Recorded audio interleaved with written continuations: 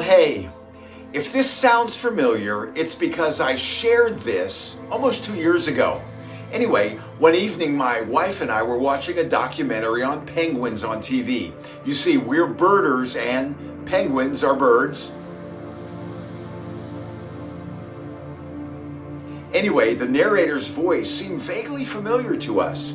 And about that time, our daughter walked into the room and immediately identified the narrator. Well, sure enough, as we watched the credits roll at the end of the show, she was correct. She had recognized his voice.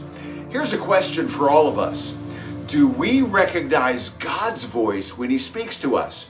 When the prophet Samuel was a boy, God spoke to him, but Samuel didn't recognize God's voice as he spoke.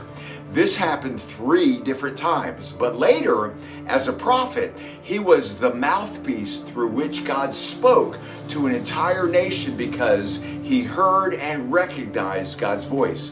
Learning to recognize God's voice is a skill that's not developed overnight, because God speaks to us at different times, in different ways, and in different settings.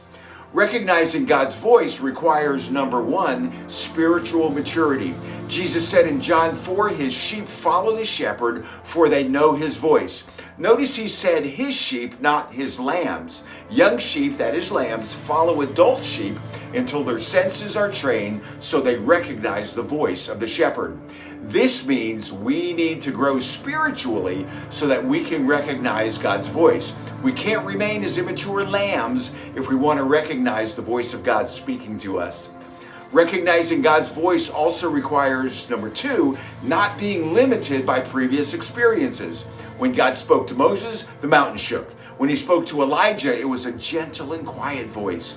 Don't limit God. He speaks through his word, the Bible, through his Holy Spirit, through mature believers, through dreams and visions, through desires, and even through pain. The key is to stay close to God, mature in our faith, and always be listening. So, I challenge us to turn off the TV, mute the smartphone, silence the social media, and separate ourselves from the voices of others.